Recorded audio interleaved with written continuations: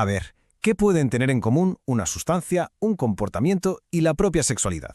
Pues aunque no lo parezca, todos tienen la capacidad de tomar el control de nuestra salud psicológica.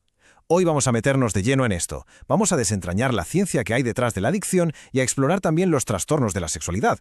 Y ojo, lo haremos siempre desde una perspectiva clínica muy comprensiva y basándonos en un texto de referencia de Enfermería de Salud Mental. Fijaos qué potente. Aunque nadie puede volver atrás y hacer un nuevo comienzo, cualquiera puede empezar desde ahora y hacer un nuevo final. Esta frase de Carl August Sandburg va a ser como nuestro faro hoy. Porque, a ver, los temas que vamos a tocar son complejos, no nos vamos a engañar. Pero esta idea, la de que la recuperación siempre es una posibilidad, la de que se puede crear un nuevo final, bueno, es que es la base, el pilar de todo lo que vamos a explorar. Venga, pues este es el plan para hoy. Primero, nos metemos con la adicción a sustancias. Luego, saltamos a ver cómo un comportamiento, una conducta, también puede convertirse en una adicción. Después, abordaremos el tema de los trastornos de salud sexual.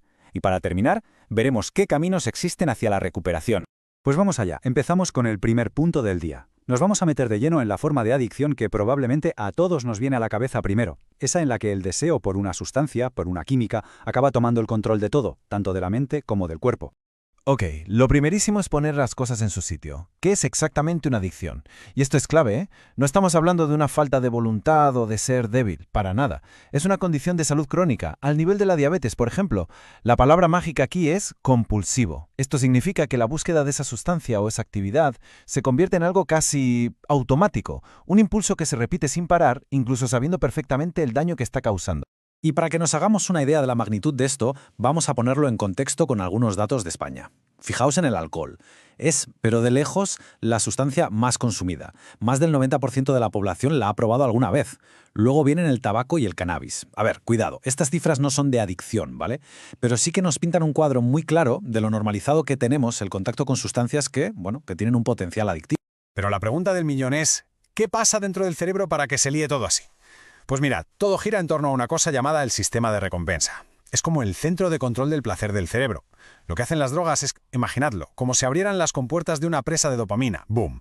Una inundación total de este neurotransmisor del placer. Es una descarga tan bestia que literalmente secuestra todo el sistema.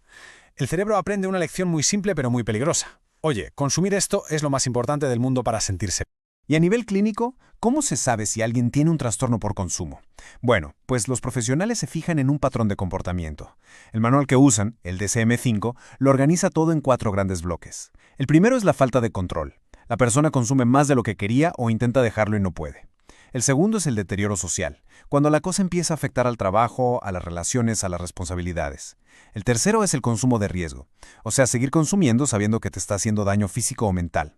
Y el cuarto, que es más biológico, son los criterios farmacológicos. La tolerancia, necesitar cada vez más para sentir lo mismo, y la abstinencia, el famoso mono. Vale, hasta aquí hemos hablado de sustancias. Pero, ¿y si la adicción no viene en una botella, ni en una pastilla, ni en un cigarro? ¿Qué pasa cuando lo que se vuelve compulsivo es un comportamiento? Pues justo de eso vamos a hablar ahora. Mirad, esta comparación es perfecta para entenderlo. Por un lado, tenemos el trastorno por uso de sustancias. Un químico, algo externo, entra en el cuerpo y ¡zas!, altera la química del cerebro. Por otro lado, tenemos el trastorno adictivo sin sustancia. Aquí es una conducta, como la emoción de jugar o apostar, la que tira del gatillo y provoca una liberación de dopamina muy parecida. El origen es distinto, pero el resultado a nivel cerebral es casi un calco. Y aquí un dato que igual sorprende, porque a ver, todos hemos oído hablar de la adicción a las compras, al trabajo, a Internet, pero a día de hoy el Manual Diagnóstico Oficial, el DSM-5, solo reconoce una adicción conductual como tal, el juego patológico, la ludopatía. ¿Y por qué solo esa? Pues porque es la que tiene más evidencia científica detrás que demuestra que los mecanismos cerebrales y los síntomas son prácticamente idénticos a los de una adicción a sustancias. Bueno, y ahora vamos a cambiar de tercio para entrar en un área de la salud mental que a menudo está cargada de tabúes, pero que es absolutamente fundamental para el bienestar de cualquier persona. Vamos a hablar de la salud sexual, y lo haremos, como siempre, desde una perspectiva clínica, con mucho respeto y cero juicios, como lo haría cualquier profesional sanitario. Claro, para hablar de problemas o trastornos, primero hay que tener claro de qué hablamos cuando decimos sexualidad, y la definición de la Organización Mundial de la Salud es genial para esto. Nos dice que la sexualidad es muchísimo más que el sexo. Es una parte central de lo que nos hace humanos. Abarca la identidad, el género, el placer, la intimidad. Es un puzzle con piezas biológicas, psicológicas y sociales. Y entender esto, esta visión tan amplia, es clave para poder hablar de lo que viene ahora.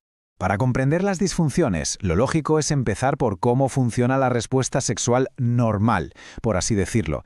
El modelo clásico de Masters y Johnson nos habla de unas fases muy claras: excitación, meseta, orgasmo y resolución. Pero ojo, más tarde una investigadora llamada Helen Kaplan añadió una pieza fundamental al principio de todo: el deseo. Porque claro, todo empieza con un impulso, con ganas. Las disfunciones sexuales, en resumen, no son más que un problema, un atasco en alguna de estas fases del ciclo.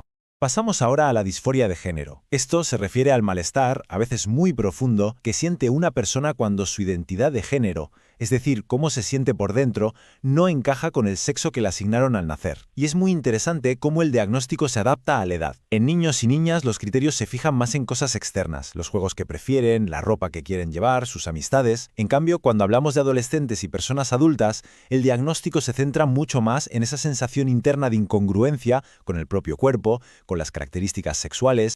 Y ahora llegamos a un punto que es importantísimo aclarar. Hablamos de las parafilias. Tener un interés sexual que se salga de lo típico no es por sí solo un problema ni un trastorno. ¿Cuándo se convierte en un trastorno parafílico?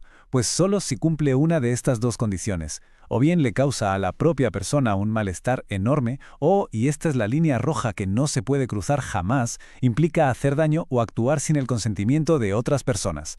La clave de todo, la diferencia entre un interés y un trastorno, es esa: el malestar, el daño y la falta de consentimiento. Y con todo esto sobre la mesa, cerramos el círculo. Volvemos a esa idea del principio, a la cita sobre la posibilidad de hacer un nuevo final. La gran pregunta es, ¿cómo se acompaña a alguien en ese camino tan complicado? Pues aquí el papel de la enfermería y de los cuidados de salud es absolutamente fundamental. Mirad, en la recuperación hay dos etapas que a veces se confunden, pero que son muy distintas. Primero está la desintoxicación. Esto es, digamos, la parte física, limpiar el cuerpo de la sustancia y pasar el síndrome de abstinencia. Pero la verdadera carrera de fondo, la batalla de verdad, es la deshabituación. Y eso es aprender a vivir de nuevo, sin esa sustancia o esa conducta. Es un maratón, no un sprint. Implica un cambio de vida total.